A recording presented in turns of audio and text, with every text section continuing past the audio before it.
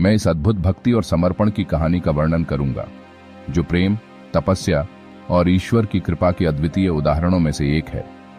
यह कथा हमें न केवल धार्मिक दृष्टिकोण से सीखने का अवसर देती है, बल्कि सामाजिक, सांस्कृतिक और व्यक्तिगत जीवन में भी इससे प्रेरणा प्राप्त होती है। आइए अब इस कथा को विस्तार से शुरू करें। शबरी का जन्म एक गरीब और आदिवासी भील परिवार में हुआ था। उनके माता पिता सामान्य आदिवासी जीवन जीते थे, जो जंगल के संसाधनों पर निर्भर रहते थे। उनका पूरा जीवन जंगल के अंदर पशुओं के शिकार और फल फूल एकत्र करने में बीतता था। भील समुदाय उस समय के सामाजिक ढांचे में निचले पायदान पर माना जाता था और इसे मुख्यधारा के समाज से अलग समझा जाता था। आदिवासी लोग अपने धार्मिक अनुष्ठानों और रीति रिवाजों में विश्वास करते थे, जो मुख्यधारा से अलग थे। शबरी बचपन से ही एक विशेष प्रकार की संवेदनशीलता और करुणा से भरी हुई थी। उसने अपने समुदाय में अन्य बच्चों की तरह कभी भी हिंसा या क्रूरता के साथ जीवन जीने का समर्थन नहीं किया। जब वह छोटी थी, तब उसने देखा कि लोग जंगल के जानवरों को शिकार करते और उनके मांस का सेवन करते थे। हालांकि यह आदिवासी जीवन का सामान्य हिस्सा था, लेकिन शबरी के हृदय में हमेशा से एक करुणा का भाव था। वह निर्दोष जीवों की हत्या होते देख दुखी हो जाती थी, लेकिन अपने परिवार और समाज के रीति रिवाजों के कारण वह कभी इस बारे में कुछ कह नहीं पाती थी। शबरी का मन हमेशा से साधु सन्यासियों की ओर आकर्षित रहता था। जब भी कोई साधु उनके गांव के आसपास से गुजरता, शबरी उनके पास जाने का प्रयास करती। वह उनकी बातें सुनने में रुचि लेती और उनसे धर्म और भगवान के बारे में जानने की इच्छा रखती। उसके माता पिता साधारण जीवन में व्यस्त रहते थे और शबरी की इन आध्यात्मिक रुचियों को गंभीरता से नहीं लेते थे। उन्हें लगता था कि शबरी का भविष्य भी एक सामान्य भील लड़की की तरह होगा, जो बड़े होकर घर के कामकाज और जीवन के साधारण कार्यों में लगेगी। शबरी का जीवन अचानक बदल गया जब वह विवाह योग्य आयु में पहुंच गई। उसके माता पिता ने उसके लिए एक वर ढूंढा और विवाह की तैयारियां शुरू कर दी। आदिवासी समाज में विवाह एक बड़ा आयोजन होता था, जिसमें पशुओं की बलि दी जाती थी। यह बलि आदिवासी धार्मिक रीति रिवाजों का हिस्सा था, जो उनके विश्वास के अनुसार देवताओं को प्रसन्न करने और सुख समृद्धि की प्राप्ति के लिए किया जाता था। शबरी ने देखा कि उसके विवाह के लिए कई निर्दोष पशुओं को पकड़ा गया है और उन्हें बलि के लिए तैयार किया जा रहा है। इस दृश्य ने उसके हृदय को बहुत आहत किया। वह देख नहीं सकी कि उसके विवाह की खुशी के लिए इतने सारे निर्दोष प्राणियों की हत्या की जा रही है। उसका हृदय करुणा से भर गया और उसने ठान लिया कि वह ऐसे आयोजन का हिस्सा नहीं बनेगी जहां निर्दोष जानवरों की हत्या हो। उस रात जब सभी लोग सो रहे थे और विवाह की तैयारियां पूरी हो चुकी थीं, शबरी ने चुपचाप अपने घर से भागने का निर्णय लिया। उसने बिना किसी को बताए घर छोड़ दिया और जंगल की ओर चल पड़ी। उसकी आंखों में आंसू थे, लेकिन उसका मन शांत था। उसे अब जीवन में अपने लिए एक नई दिशा चुननी थी। उसका उद्देश्य अब केवल भक्ति, साधना और सेवा था। वह जानती थी कि समाज उसके निर्णय को कभी स्वीकार नहीं करेगा, लेकिन उसका मन दृढ़ था। जंगल में भटकते हुए शबरी एक दिन मतंग ऋषि के आश्रम के पास पहुंची।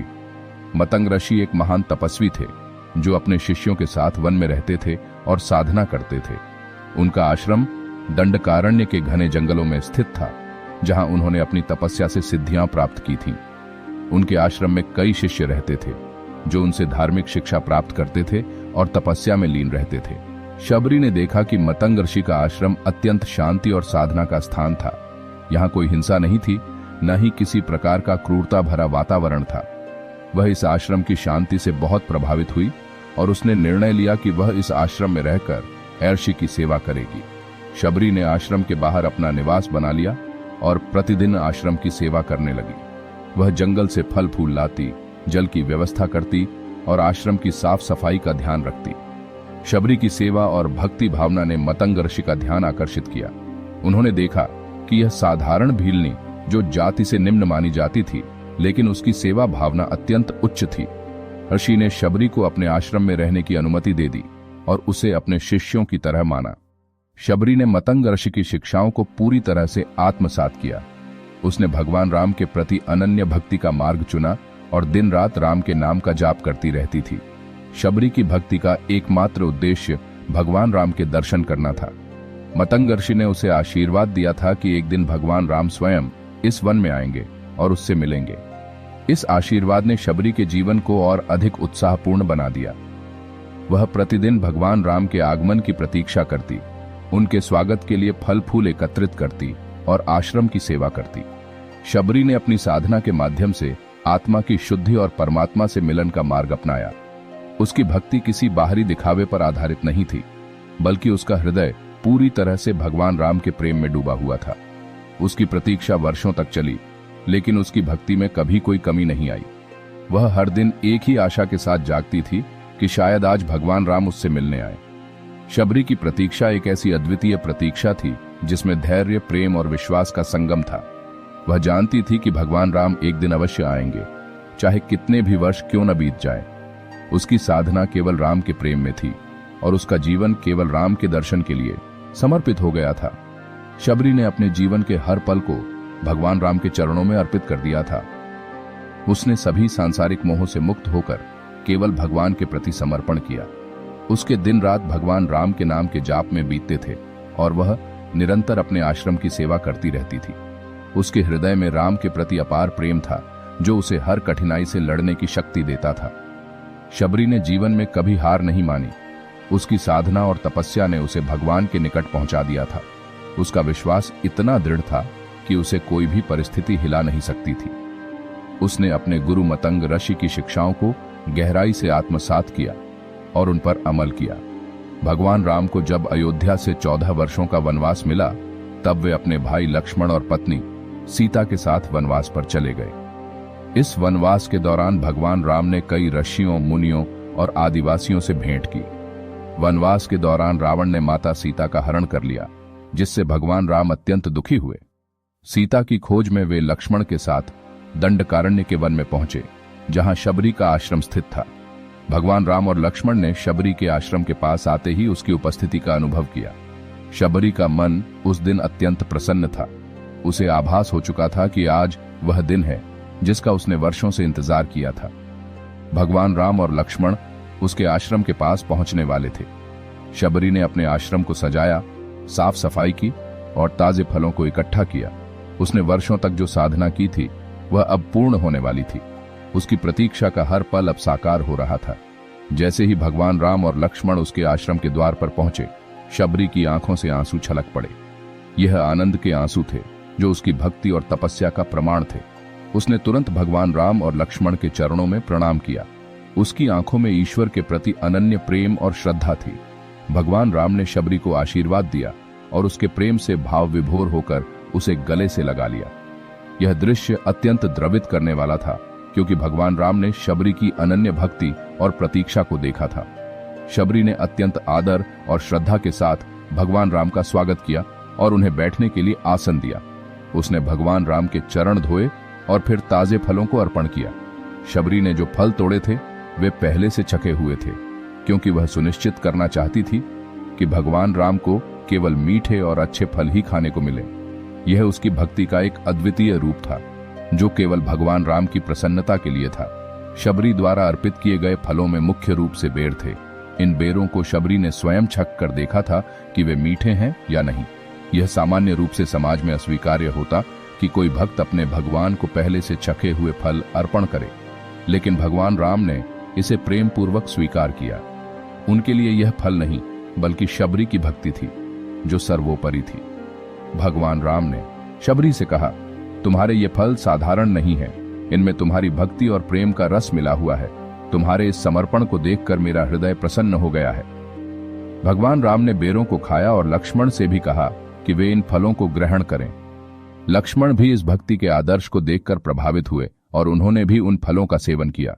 यह घटना यह दर्शाती है कि भगवान के लिए भक्ति और प्रेम सबसे महत्वपूर्ण होते हैं, न कि बाहरी दिखावा या सामाजिक नियम। भगवान राम ने शबरी से उसके जीवन और उसकी भक्ति के बारे में पूछा। शबरी ने कहा, हे प्रभु, मेरे जीवन का एकमात्र उद्देश्य आपकी भक्ति करना और आपके दर्शन प्राप्त करना था। मैंने वर्षों तक आपकी प्रतीक्षा की है और मेरी साधना का एकमात्र लक्ष्य यह था कि मैं आपको अपने हाथों से भोजन करा सकूं और आपके चरणों की सेवा कर सकूं। अब मेरी साधना पूर्ण हो गई है, क्योंकि मैंने आपके दर्शन कर लिए हैं। भगवान राम ने शबरी की भक्ति और समर्पण की प्रशंसा की। उन्होंने कहा, तुम्हारी भक्ति अद्वितीय है। तुमने जाति, वर्ग और समाज के सभी बंधनों को तोड़कर केवल ईश्वर की ओर अग्रसर होने का मार्ग अपनाया है। तुमने अपने हृदय को शुद्ध रखा और मुझे पाने की अदम्य इच्छा रखी, इसीलिए मैं आज तुम्हारे पास आया हूं। शबरी ने भगवान राम से पूछा, हे प्रभु, मुझे और क्या करना चाहिए? अब मेरी जीवन यात्रा पूरी हो गई है, लेकिन आप मुझे कोई ऐसा मार्ग दिखाइए जिससे मैं आपके चरणों में सदा के लिए समर्पित रह सकूं। भगवान राम ने कहा, तुमने जो किया वह सबसे महान है। तुम्हारी भक्ति ने तुम्हें मोक्ष की प्राप्ति कराई है। अब तुम किसी अन्य साधना की आवश्यकता नहीं रखती। तुम्हारा जीवन सफल हो गया है। भगवान राम के आशीर्वाद से शबरी ने मोक्ष की प्राप्ति की। यह मोक्ष केवल भक्ति और प्रेम से संभव हुआ था। शबरी का जीवन, जो एक आदिवासी भीलनी के रूप में शुरू हुआ था, अब एक महान भक्त के रूप में इतिहास में दर्ज हो गया। भगवान राम ने उसे आशीर्वाद दिया और कहा कि उसकी भक्ति का यह उदाहरण सदियों तक लोगों के लिए प्रेरणा का स्रोत बनेगा। शबरी ने अपने जीवन का अंतिम समय भगवान राम के चरणों में बिताया और अंततः मोक्ष को प्राप्त किया। शबरी की भक्ति यह सिद्ध करती है कि भगवान के प्रति सच्ची श्रद्धा और समर्पण ही सबसे महत्वपूर्ण है। भगवान राम ने शबरी की भक्ति को केवल इसीलिए स्वीकार किया क्योंकि वह सच्चे प्रेम और निस्वार्थ सेवा पर आधारित थी। शबरी की भक्ति यह भी सिखाती है कि भगवान को पाने के लिए किसी भी सामाजिक बंधनों या बाहरी वस्त्रों की आवश्यकता नहीं होती। भगवान केवल अपने भक्त के हृदय की शुद्धता को देखते हैं और उसी आधार पर उनकी कृपा प्रदान करते हैं। आज के समय में भी शबरी की कथा का अत्यधिक महत्व है। यह कथा हमें यह सिखाती है कि जाति, वर्ग, धर्म या सामाजिक स्थिति से कोई फर्क नहीं पड़ता। भगवान के लिए सबसे महत्वपूर्ण भक्त का प्रेम और समर्पण होता है। आज के समाज में जहां बाहरी दिखावे और सामाजिक मानदंडों को अत्यधिक महत्व दिया जाता है, शबरी की कथा यह संदेश देती है कि सच्ची भक्ति किसी भी बंधनों से परे होती है। शबरी की प्रतीक्षा हमें यह भी सिखाती है कि जीवन में धैर्य और विश्वास का कितना महत्व है। चाहे कितनी भी कठिनाइयां आए, सच्ची साधना और भक्ति कभी व्यर्थ नहीं जाती। भगवान राम का शबरी के आश्रम आना इस बात का प्रतीक है कि सच्ची भक्ति और प्रतीक्षा का फल एक दिन अवश्य मिलता है। शबरी की कथा यह भी संदेश देती है कि समाज में किसी भी व्यक्ति का मूल्य उसके कर्मों और उसकी भक्ति से आंका जाना चाहिए, न कि उसकी जाति या सामाजिक स्थिति से। भगवान राम का शबरी के प्रति प्रेम यह दर्शाता है कि भगवान का हृदय उनके भक्तों के प्रति सदा खुला होता है, चाहे वह किसी भी परिस्थिति में हो। शबरी की कथा भक्ति, सेवा और समर्पण का अद्वितीय उदाहरण है। यह कथा हमें यह सिखाती है कि भगवान को पाने के लिए किसी बाहरी वस्त्र, संपत्ति या विशेष स्थान की आवश्यकता नहीं होती। सच्ची भक्ति, प्रेम और समर्पण ही भगवान के निकट पहुंचने का मार्ग है। शबरी की प्रतीक्षा, उसकी भक्ति और उसकी सेवा यह साबित करती है कि ईश्वर केवल हृदय की शुद्धता और सच्चे प्रेम को ही स्वीकार करते हैं। शबरी की कथा से हमें यह शिक्षा मिलती है कि जीवन में किसी भी लक्ष्य को प्राप्त करने के लिए धैर्य, विश्वास और समर्पण की आवश्यकता होती है। शबरी का जीवन, जो एक साधारण भीलनी के रूप में शुरू हुआ था, भगवान राम की भक्ति के माध्यम से एक महान भक्त के रूप में समाप्त हुआ। यह कथा सदा के लिए हमारे जीवन में प्रेरणा का स्रोत बनी रहेगी और हमें सिखाती रहेगी कि भक्ति का मार्ग ही सबसे श्रेष्ठ है। अगर आपको ये वीडियो पसंद आया हो तो इस वीडियो को लाइक जरूर करें, हमारे चैनल को सब्सक्राइब करें ताकि आप और भी ऐसे प्रेरणादायक वीडियो सबसे पहले देख सकें। बेल आइकन को दबाना न भूलें ताकि हर नए वीडियो की नोटिफिकेशन आप तक सबसे पहले पहुंचे। आपका समर्थन और प्यार ही हमें आगे बढ़ने की प्रेरणा देता है। धन्यवाद।